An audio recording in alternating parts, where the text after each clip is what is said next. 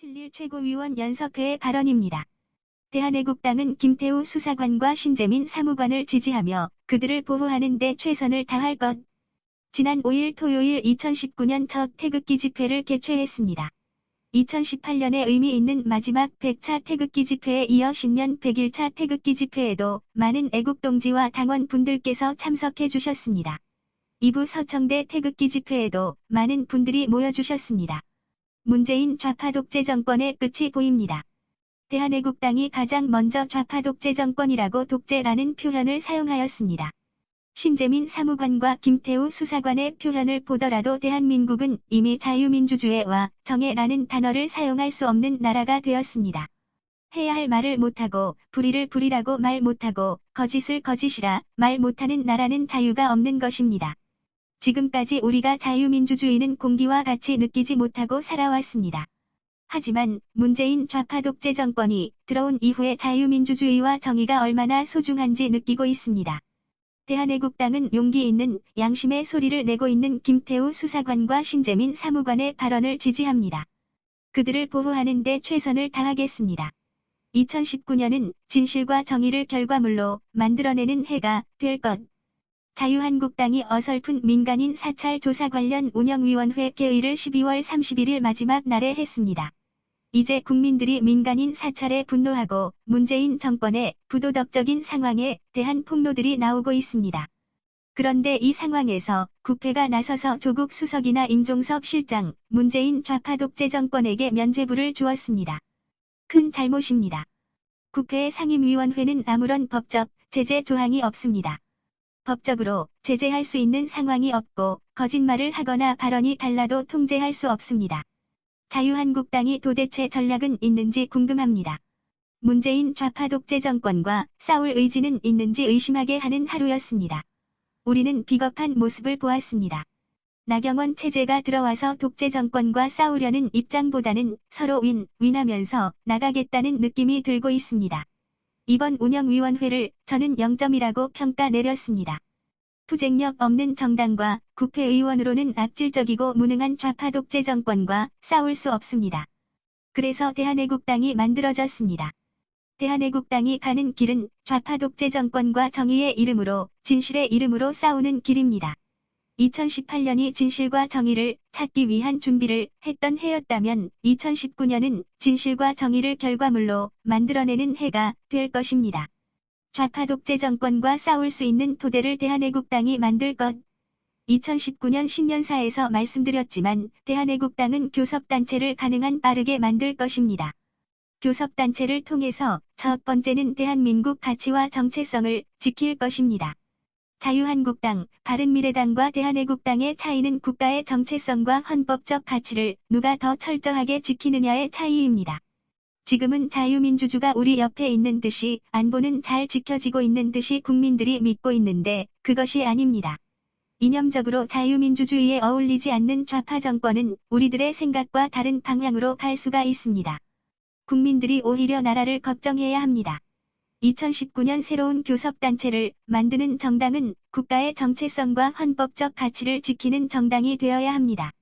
두 번째로 의원들이 들어오고 자유한국당 원외위원장들이 대거 들어올 것입니다. 중요한 것은 새로운 인물을 통해 인적쇄신을 해야 한다는 것입니다. 자유한국당이 하지 못하는 인적쇄신을 해야 합니다. 변화, 개혁, 혁신을 해야 합니다. 나라를 망하게 한 좌파들에게 정권을 넘겨준 것이 자유한국당입니다. 그런데 지금 자유한국당의 인물로는 투쟁할 수 없습니다.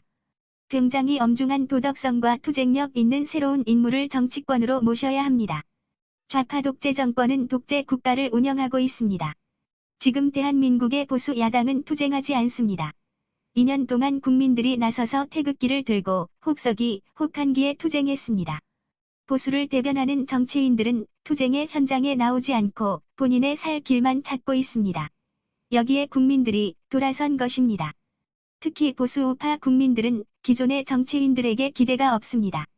기득권을 지키는 세력과 기득권을 깨고 새로운 인물, 가치를 가진 세력이 싸움을 하는 것입니다. 누가 이기겠습니까? 새로운 모습으로 새로운 인물과 가치를 가진 쪽이 이기게 되어 있습니다. 2019년은 그러한 한 해가 될 것입니다. 제가 창당할 때부터 말한 것이 있습니다. 작은 애국심은 내려놓아야 한다는 것입니다. 밖에 우파 시민단체들 간의 투쟁이 있습니다. 아직도 자유한국당을 믿습니까?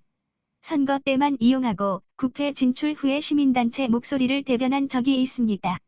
대한애국당은 우파 시민단체들에게 문을 열었습니다. 실질적으로 밖에서 활동하는 분들이 국회로 들어가서 원내투쟁을 해야 합니다. 이것이 대한애국당 지도부의 생각입니다.